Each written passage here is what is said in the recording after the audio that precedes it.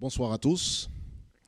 Content de vous retrouver pour ce deuxième volet de la semaine de prière.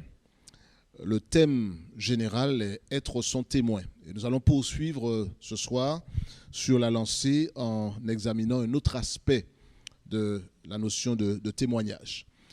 Nous sommes dans une semaine de prière, donc quoi de mieux que de commencer par la prière. Inclinez la tête avec moi si vous le voulez bien.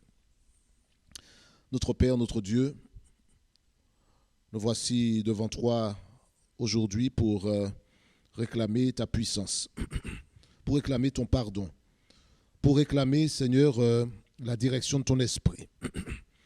Veuille permettre, dans ton amour infini, que ta parole nous éclaire et qu'elle nous amène à marcher sur le chemin de l'obéissance.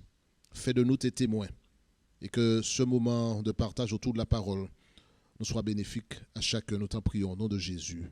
Amen. On rapporte l'histoire en 2021 d'une femme nommée Jeanne Markowski. Cette femme est sur la scène d'une grande émission de télévision qui s'appelle America's Got Talent et elle s'apprête à chanter une chanson originale. Mais il y a une particularité, cette femme de 30 ans est atteinte d'un cancer. Cancer qu'elle combat depuis des années, le cancer s'en va, il revient. Mais malheureusement, le cancer qu'elle combat s'est métastasé. Et les choses sont en train d'empirer. Et pourtant, elle est là, sereine, sur ce plateau de télévision, s'apprêtant à interpréter sa chanson.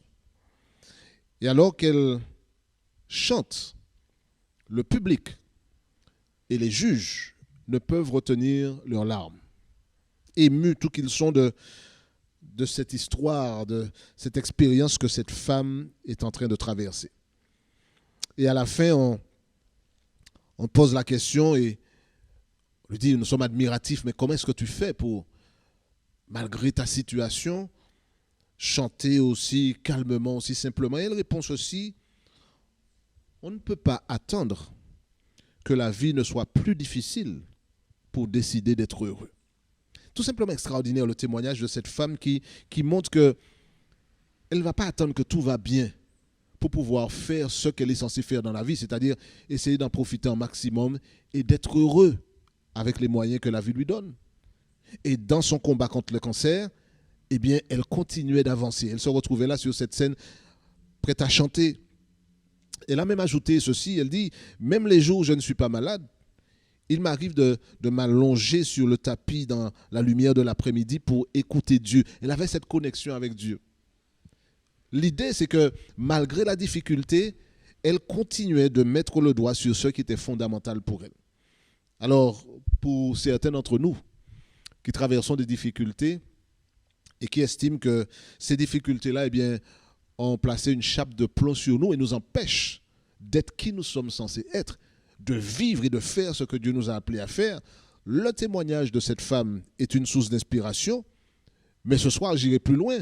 Je ne m'arrêterai pas au témoignage de cette femme, puisque dans la Bible, il y a plusieurs récits qui nous montrent à quel point il est efficace de témoigner, même lorsqu'on est dans une situation de chaos et que la vie quotidienne est un véritable combat, difficile parfois. L'exemple que nous allons examiner rapidement ce soir est celui de Joseph. Vous vous rappelez l'histoire de Joseph? Joseph est dans une famille particulière. Il n'a que 17 ans lorsque son père va lui offrir une magnifique tunique de plusieurs couleurs. Alors la famille, je l'ai dit, elle est particulière parce que Jacob, le père de Joseph, va faire de ce dernier un enfant préféré, privilégié. Vous imaginez ce que ça veut dire dans une famille lorsqu'un parent choisit d'aimer un enfant plus que les autres. En tout cas, c'est le contexte dans lequel Joseph va grandir. Une famille où lui, l'enfant de l'épouse préférée de Jacob, eh bien, va grandir avec les privilèges que lui accorde son père. Et comme je le disais, le père va lui offrir cette magnifique tunique qui va provoquer certainement la jalousie de ses frères. Pourquoi cette marque d'attention particulière sur ce fils? Et nous, et nous. Mais l'histoire ne s'arrête pas là. Dieu va donner à Joseph des rêves. Là, nous faisons un résumé de l'histoire. Nous connaissons le texte, vous pouvez lire dans le livre de la Genèse l'histoire de Joseph. Mais Joseph va recevoir de Dieu des rêves prophétiques qui indiquent que Joseph allait dominer sur ses frères et même sur son père. Mais là, c'est la goutte d'eau qui va faire déborder le vase. Ce jeune garçon, alors que nous sommes plus âgés que lui, ce jeune garçon privilégié de notre père, préféré de notre père, est en train de nous narguer. Quelque part, est en train de nous humilier, de nous mépriser en nous disant qu'il fait des rêves qui semblent indiquer que nous allons nous prosterner devant lui. Qu'est-ce que c'est que cette histoire? Joseph, peut-être n'imagine pas qu'à ce moment-là, il a un tournant de sa vie. Je résume l'histoire. Vous vous rappelez comment un complot a été ourdi par ses frères, faire en sorte qu'ils puissent le tuer. Il est sauvé in extremis par l'intervention de grand frère qui va faire en sorte qu'il évite la mort. On va simplement le jeter dans un trou et puis dire au père qu'une bête sauvage l'a dévoré en trempant sa tunique dans du sang. Et Joseph va être vendu pour une caravane de marchands qui allaient se diriger vers l'Égypte, des Ismaélites, des Madianites, qui vont récupérer Joseph et qui vont le vendre en Égypte. Regardez la trajectoire de ce jeune homme. Enfant préféré de son père, choyé à la maison, mais l'objet de la jalousie et de l'antagonisme de ses frères. Il est presque tué, il est vendu à des marchands ismaélites qui, à leur tour, vont le vendre à Potiphar en Égypte. Potiphar étant un officier de Pharaon et capitaine de sa garde. Mais le texte dit quelque chose d'intéressant. Et si vous voulez bien lire avec moi dans Genèse chapitre 39, au verset 1 et 2. Voilà ce que je lis. Genèse 39, versets 1 et 2. On fit descendre Joseph en Égypte, et Potiphar, officier de Pharaon, chef des gardes, égyptien, l'acheta des Ismaélites qu'il y avait fait descendre. Puis au verset 2, on ajoute quelque chose qui semble contraster avec ce que le verset 1er dit. Le verset 1er dit qu'effectivement, il a été vendu aux Ismaélites et les Ismaélites vont le vendre à Potiphar. Donc, il est comme une sorte de marchandise qui est vendue. Certains diraient que bien, sa destinée est carrément négative, il n'y a rien de bon à tirer de cela. Et pourtant, au verset 2 de Genèse 39, l'Éternel fut avec lui et la prospérité l'accompagna. Il habitait dans la maison de son maître, l'Égyptien. Son maître vit que l'Éternel était avec lui et que l'Éternel faisait prospérer entre ses mains tout ce qu'il entreprenait. Donc vous vous rendez compte que Joseph se retrouve en Égypte par le coup du sort, le complot ourdi par ses frères, vendu à des Ismaélites. Et puis là maintenant il se retrouve vendu à Potiphar. Et malgré cela, la phrase est extraordinaire. L'Éternel fut avec lui et la prospérité l'accompagna. Ça veut dire que les circonstances adverses ne devraient pas nous faire changer notre identité, qui nous sommes en réalité. Si nous sommes des enfants de Dieu, quel que soit ce que les autres feront, quel que soit ce que les autres diront, quel que soit ce que les circonstances amèneront sur notre parcours, nous demeurons des enfants de Dieu et la grâce de Dieu demeure sur ses enfants. Joseph est donc en Égypte et la grâce de Dieu l'accompagne. L'Éternel est avec lui. Il n'a pas caché sa croyance à Potiphar. Même si Potiphar n'est pas un croyant dans le même Dieu que lui, l'Éternel donnait à Joseph la réussite dans ce qu'il entreprenait. D'ailleurs, on redit dans le même chapitre 39, au verset 21 et 22 et suivant, il est dit ceci: l'Éternel fut avec Joseph et il étendit sur lui sa bonté. Il le mit en faveur aux yeux du chef de la prison. Donc même dans les moments adverses, Dieu est encore avec Joseph. Dans toutes les circonstances, Dieu ne l'abandonne pas. Alors poursuivons le parcours, essayons de comprendre en quoi cette histoire peut nous aider à être des témoins, quelles que soient les circonstances. Alors, Potiphar voit que Dieu est avec son serviteur et il voit les bénédictions que Dieu déverse sur Joseph et qui débordent sur sa propre famille. C'est ce qui a d'ailleurs poussé Potiphar à promouvoir Joseph au poste d'intendant de toute sa maison. Donc, Dieu va saluer cette attitude-là de Potiphar envers Joseph, dès que Potiphar, dit le verset 5 de chapitre 39 de la Genèse, dès que Potiphar lui établit sur sa maison et sur tout ce qu'il possédait, l'Éternel bénit la maison de l'Égyptien à cause de Joseph, et la bénédiction de l'Éternel fut sur tout ce qui lui appartenait, soit à la maison, soit au champ. Je ne sais pas si vous réalisez ce que le texte dit. Il est en train de dire que la bénédiction que Dieu répand sur Joseph déborde sur la maison de Potiphar, sur sa famille, sur ses possessions, sur sa maison, sur ses champs. Ça veut dire que là où je suis, quand Dieu me bénit, ma bénédiction rayonne autour de moi. Nous parlons bien d'être un témoin. Je peux être un témoin, même lorsque je suis dans des circonstances adverses. N'oubliez pas que même s'il avait été placé dans l'intendance de la maison de Potiphar, Joseph demeure un jeune homme qui a été vendu. Il n'est pas chez lui, il est exilé. Et il n'est pas encore à ce statut où la fin de l'histoire nous permettra de réaliser où il est parvenu. Il est donc dans la maison de Potiphar. La bénédiction de Dieu repose sur lui et sur Potiphar, sur sa maison, jusqu'au moment où, puisque lorsqu'on prospère devant Dieu, le diable s'arrange pour que notre témoignage s'arrête, soit interrompu. Qu'est-ce qu'il va faire? Et on connaît très bien l'histoire. Le reste de l'histoire nous montre quelque chose d'extrêmement préoccupant, puisque la femme de Potiphar va tenter de séduire Joseph. Un homme qui grandit dans la maison de Potiphar, qui donne un témoignage extraordinaire, qui fait ce qui est bien, qui est béni de Dieu et qui amène la bénédiction de Dieu même sur la maison de Potiphar, jusqu'au moment où la femme de ce dernier va tenter de séduire Joseph, puis va l'accuser de tentative de viol. C'est grave. Joseph, l'homme innocent d'ailleurs, va se retrouver accusé de tentative de viol, ce qui va l'amener à se retrouver en prison, même si Potiphar, dans son cœur, sait très bien que cet homme-là est un homme intègre. Mais il ne peut faire autrement que d'amener Joseph en prison. Alors Joseph aurait pu là, puisqu'il est passé de l'intendance de la maison de Potiphar à la prison, il aurait pu se laisser aller au désespoir. Il aurait pu maudire Dieu et puis dire, Seigneur, j'ai été vendu par mes frères, j'ai été vendu par les Ishmaélites, tu m'as donné l'impression que tout allait bien, et puis finalement, maintenant je me retrouve en prison. Vous savez, lorsqu'on est un enfant de Dieu, il y a une qualité dont on a besoin de faire preuve, c'est la persévérance. La persévérance, la détermination. Ne jamais oublier que Dieu est avec nous, même s'il y a des virages que nous n'avons pas toujours les moyens de comprendre. Joseph ne s'est pas laissé aller aux circonstances.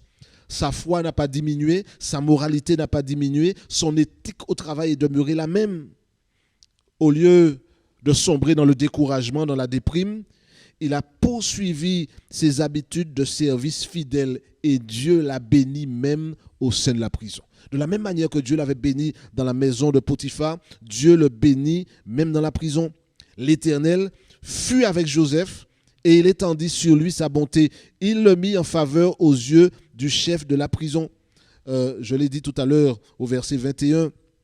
Il le mit en faveur aux yeux du chef de la prison. Et le chef de la prison plaça sous sa surveillance tous les prisonniers qui étaient dans la prison et rien ne s'y faisait que par lui. Le chef de la prison ne prenait aucune connaissance de ce que Joseph avait en main parce que l'Éternel était avec lui. Et l'Éternel donnait de la réussite à ce qu'il faisait. Alors là, ce détail-là fait quand même réfléchir. Joseph est en prison, mais même en prison, Dieu l'élève.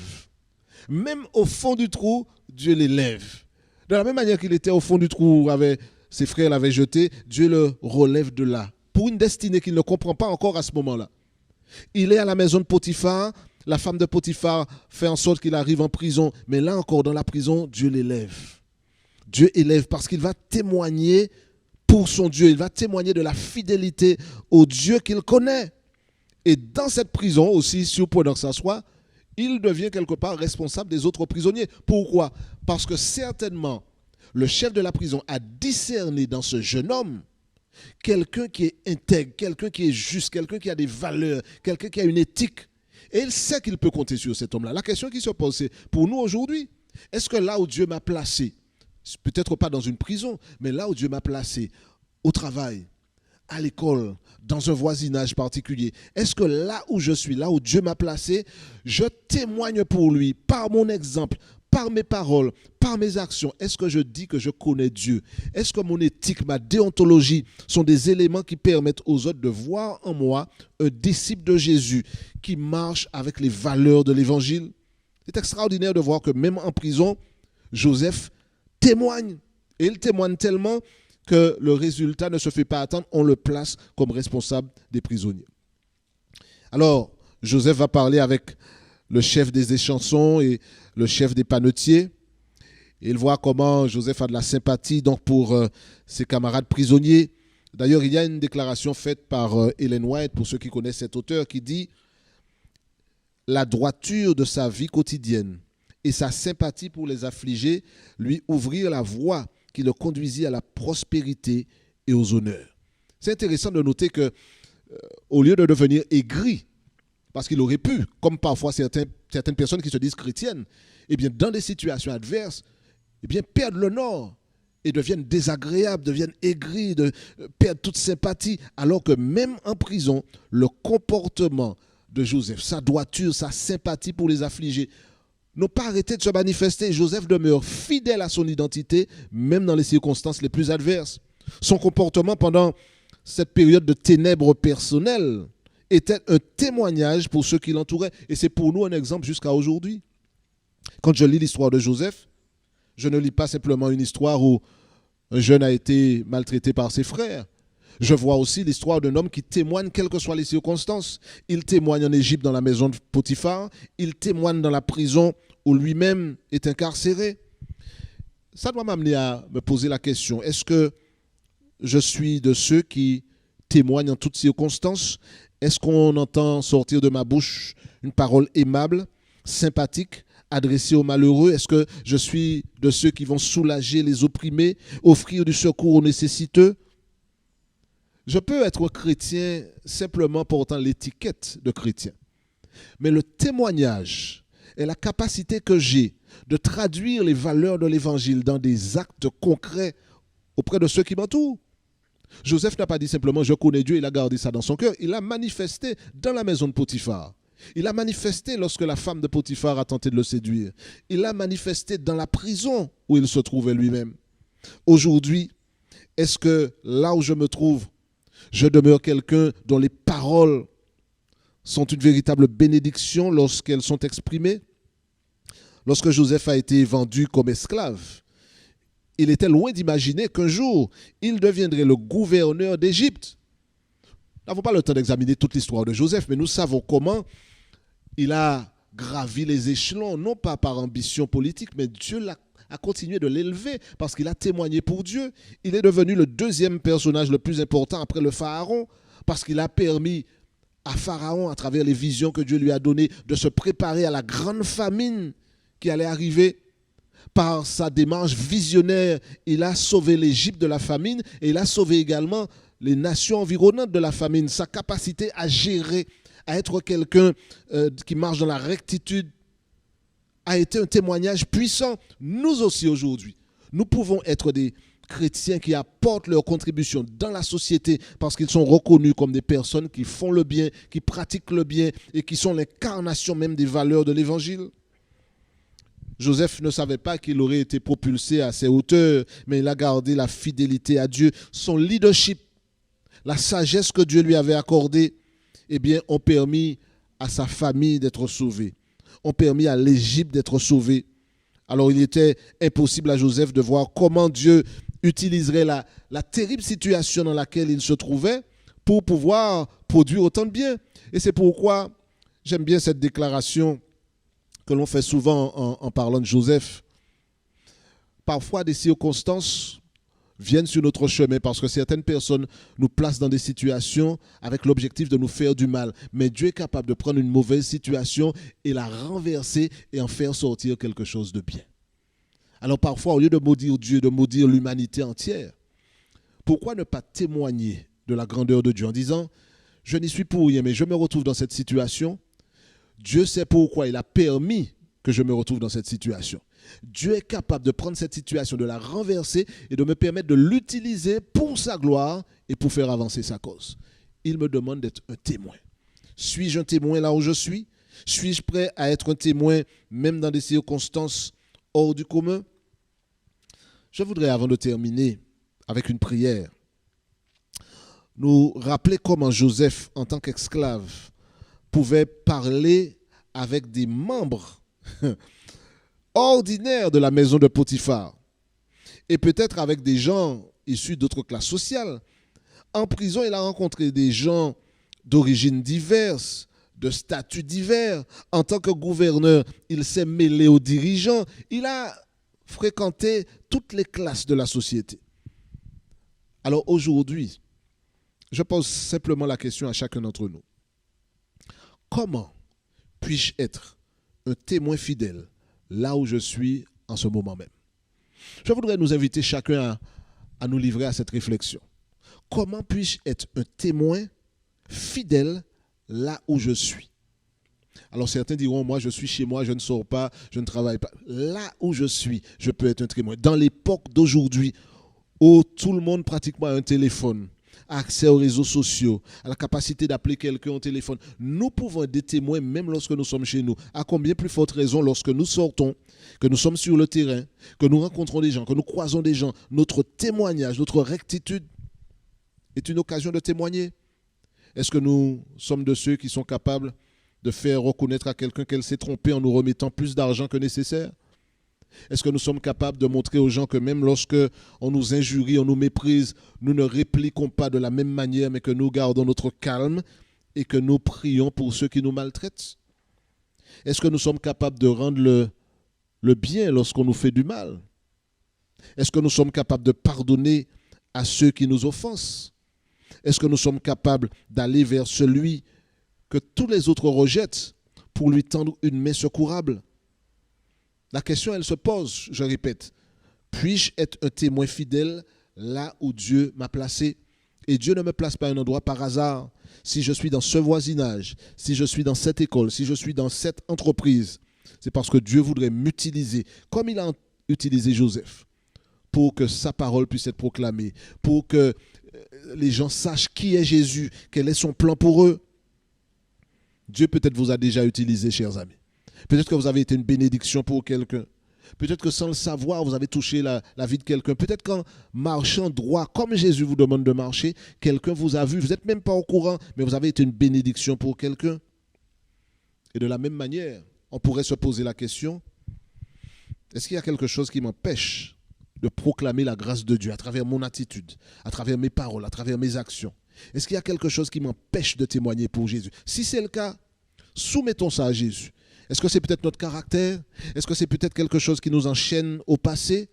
Est-ce que c'est la mauvaise volonté? Est-ce que c'est simplement l'attrait de ce monde? Nous sommes tellement occupés à profiter de ce que le monde offre que nous oublions que nous sommes des ambassadeurs pour le Christ. Posons-nous la question.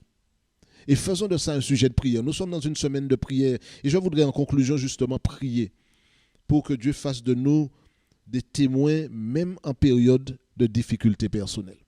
Il n'y a pas une personne sur cette planète qui puisse dire « mon parcours, je le vis sans aucune difficulté, sans épreuve ». Ça n'existe pas.